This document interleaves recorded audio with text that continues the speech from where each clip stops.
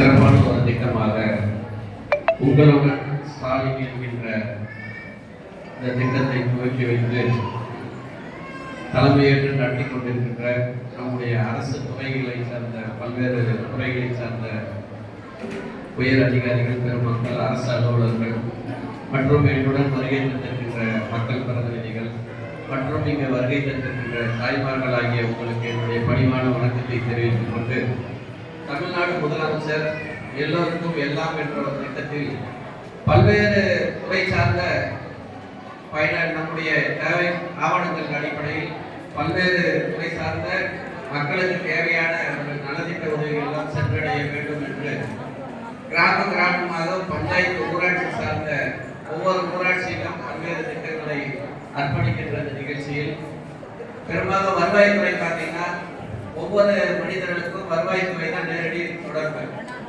Birth certificate, பிறப்பு சான்றிதழ் முதல் வாரிசு சான்றிதழ், இறப்பு சான்றிதழ் வருவாய்த்துறை கொடுப்பாங்க. அதே மாதிரி பார்த்தீங்கன்னா ஆதரவற்ற விதவை, கணவனால் கைவிடப்பட்ட விதவை சான்று, ஆக பல்வேறு சான்றுகள் எந்த ஒரு நலத்திட்ட உதவிகள் வரணும்னாலும் வருவாய்த்துறை நமக்கு தர வேண்டியதாக. அதே மாதிரி ரேஷன் கார்டு பார்த்தீங்கன்னா ஒவ்வொரு குடும்பத்திலிருந்து தனித்தனியாக நம்ம ரேஷன் கார்டு பார்க்கணும்னா அதுக்கு ரேஷன் கார்டுக்கு நீங்கள் விண்ணப்பிக்கலாம்.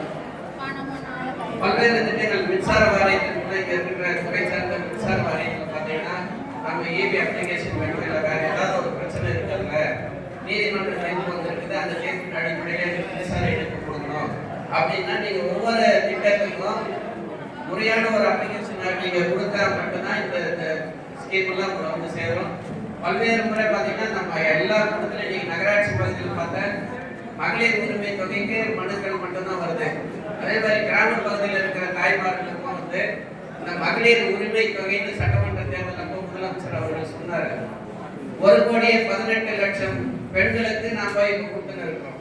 விடுபட்டவங்களுக்கு முகாம் மூலமா விடுபட்ட இந்த குறையாத யார் தகுதியுடையவர்கள் விடுபட்டிருக்காங்களோ அவங்களுக்கு வர மாசத்துல நாம கொடுக்கறதுக்கு இருக்கிறோம். ஆக இந்த திட்டங்களை முறையாக நீங்கள் பயன்படுத்திக்க வேண்டும். எண்ணற்ற திட்டங்கள் பார்த்தீங்கன்னா நம்முடைய தமிழ்நாடு முதலமைச்சர் அவர்கள் ஒவ்வொரு வீட்டுக்கும் முதலமைச்சரோட சாதனைகள் போகாத வீடே இல்லைன்னு சொல்லலாம் கிராம பகுதியில். காரணம், பெண்கள் இலவசமா பஸ்ல போயிருப்பாங்க. இலவசமா பஸ்ல போகாத பெண்கள் யாராவது இருக்கிறீங்களா? கை தூக்குவாங்க. பஸ்ல நான் இலவசமா நான் போல அப்படின்னா எல்லாரும் நம்ம பஸ்ல இலவசமா போயிருக்கோம். 5 நாள் போயிருப்போம், இல்ல 10 நாள் போயிருப்போம், இல்ல டெய்லி கூட போகும்.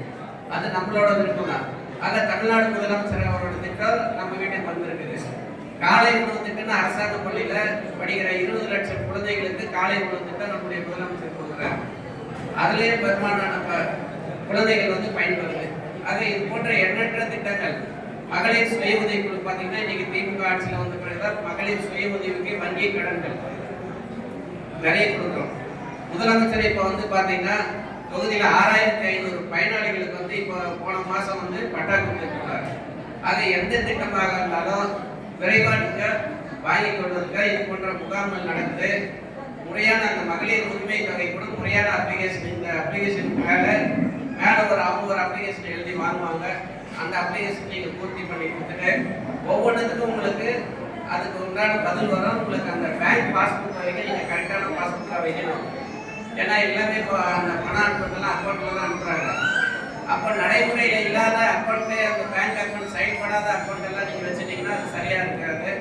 அதை முறையான விண்ணப்பங்களை நீங்கள் செலுத்தி தமிழக அரசின் நலத்திட்டங்களை நீங்கள் பெற்று செல்ல வேண்டும் என்பதை சொல்லி வாய்ப்புக்கு நன்றி சொல்லி, இந்த திட்டங்கள் சிறப்பாக நடைபெறும் பேருதவியாக இருக்கின்ற அனைத்து துறை சார்ந்த அதிகாரி பெருமக்கள், வட்டார வளர்ச்சி அலுவலர்கள், தூய்மை பணியாளர்கள் ஆகிய அனைத்து நிலையில் இருக்கின்ற முதலமைச்சரின் சார்பாகவும் திருப்பத்தூர் சட்டமன்ற தொகுதி பொதுமக்களின் சார்பாக உங்களுக்கு நன்றியை தெரிவித்து விடைபெறுகிறேன். நன்றி, வணக்கம்.